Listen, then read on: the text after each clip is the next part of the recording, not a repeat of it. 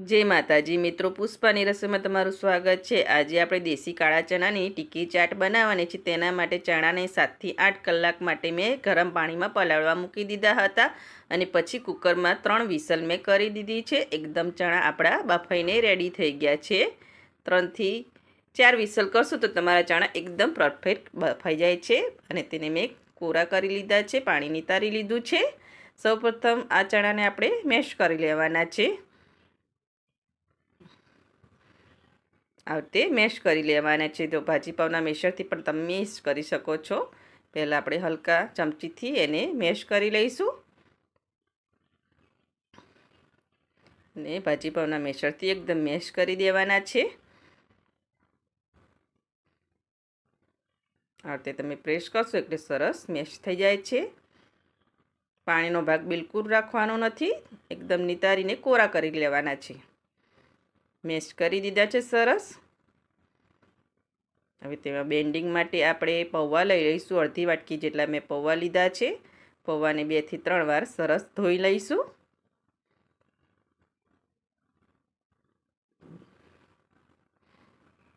બે થી 3 વાર પાણીથી એને ધોઈ લેવાના છે।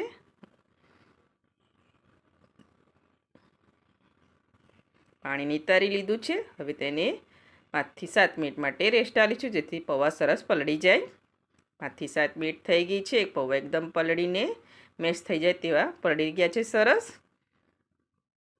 હવે ચણાના મિશ્રણમાં આપણે મસાલા કરવાના છે। તેમાં સૌપ્રથમ આપણે પૌવા લઈ લઈશું। પલાળેલા પૌવા છે તે એડ કરી દેવાના છે। મસાલા કરીશું। અડધી ચમચી જેટલી હળદર લઈ લઈશું। અડધી ચમચી જેટલું લાલ મરચું લઈ લેવાનું છે તીખું, અને 2 થી 3 લીલા મરચાં મેં ખલિયામાં ખાંડીને એની પેસ્ટ બનાવી દીધી છે તે લઈ લેવાની છે।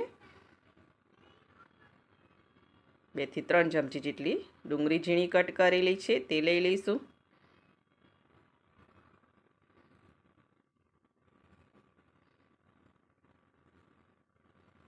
સ્વાદ અનુસાર મીઠું લઈ લઈશું।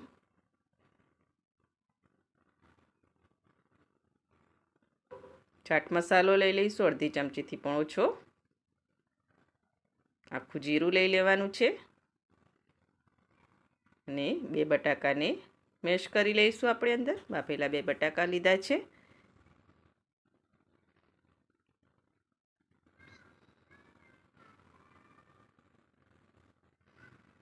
અડધો લીંબુનો રસ લઈ લેવાનો છે।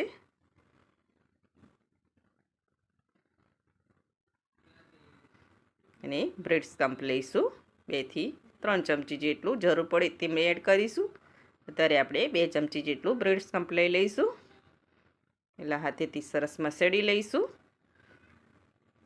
પાણી બિલકુલ લેવાનું નથી। બટાકાના મોઇશ્ચરથી અને પૌવાના મોઇશ્ચરથી જ આ સરસ ડો જેવું ફોર્મમાં થઈ જશે। અને સરસ મેશ કરીને ભેગું કરી લેવાનું છે। મેશ કરી દીધું છે। જો સરસ મિક્સ થઈ ગયું છે, ડો ફોર્મમાં થઈ ગયું છે। હવે આપણે તેની ટિક્કી વારવાની છે। થોડો તેલવાળો હાથ કરી લઈશું। હવે જે સાઈઝની તમારે ટિક્કી બનાવવી હોય તે સાઈઝનો લુવો લઈ લેવાનો અને ટિક્કી વારવાની છે। પહેલાં આપણે ગોળ લુવો વારી લઈશું અને પછી દબાવીને પ્રેસ કરીને ટિક્કી પણ શેપ આપી લઈશું। તમારી જે સાઈઝની ટિક્કી રાખવી હોય તે સાઈઝનો લુવો લેવાનો।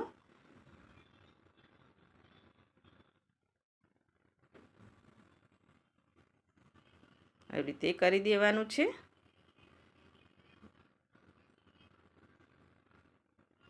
આ ટિક્કી બહુ પતલી નથી રાખવાની, થોડી થીક જ રાખીશું। આવી રીતે આપણે બીજી ટિક્કી પણ વારી લઈશું। ટિક્કી વારી દીધી છે। આવી રીતે આપણે બધી ટિક્કી વારી લઈશું। બધી ટિક્કી વારીને રેડી કરી દીધી છે। હવે આ ટિક્કીને તમે ડીપ ફ્રાય પણ કરી શકો છો અને સલો ફ્રાય પણ કરી શકો છો। આપણે સલો ફ્રાય કરીશું। એક નોનસ્ટિક પેનમાં 2 ચમચી જેટલું તેલ લઈ લઈશું અને તેલને થોડું ગરમ થવા દઈશું। તેલ ગરમ થઈ ગયા આવ્યું છે. મીડિયમ આંચ ઉપર રાખીશું અને ટીકીને આપણે પેનમાં મૂકીને સ્લો ફ્રાય કરી લઈશું. આંચ મીડિયમ ટુ હાઈ જ રાખીશું. બધી ટીકી આવડતી મૂકી દઈશું.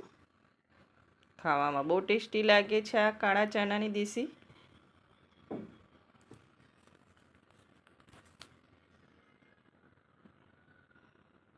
બધી મૂકી દીધી છે. ટોટલ 5 થી 7 મિનિટ જેવું લાગે છે.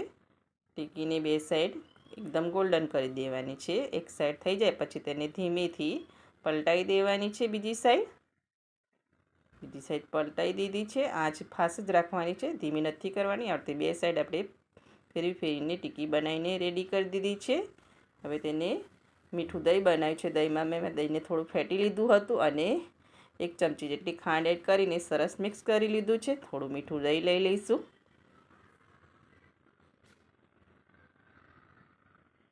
દહીંનું તમારે જેટલું લેવું હોય તે પ્રમાણે લેવાનું છે. અને ચાટ છે એટલે દહીંનું પ્રમાણ થોડું વધારે જ રાખવાનું છે.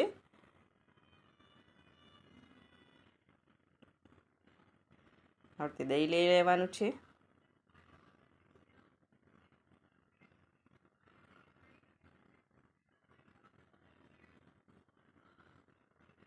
ઝીણી સેવ લઈ લઈશું.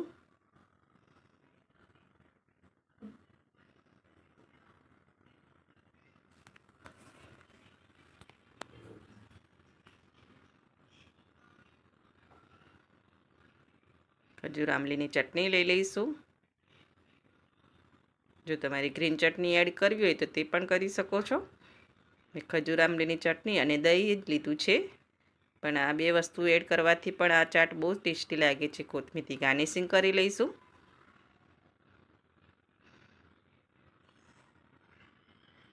શેકેલા જીરાનો પાવડર લઈ લઈશું. એકદમ ટેસ્ટી એવી દેશી કાળા ચણાની ચાટ બનીને રેડી છે. એકદમ બનીને રેડી છે ટીકી ચાટ. તમે એકવાર જરૂરથી બનાવજો. અને જો તમને મારી આ ચણા ચાટની રેસીપી ગમતી હોય તો મારા વિડીયોને લાઇક કરજો, સબસ્ક્રાઈબ કરજો અને બેલ આઇકન જરૂરથી દબાવજો. એકદમ ફટાફટ બની જતી એવી ટીકી ચાટ બનીને રેડી છે.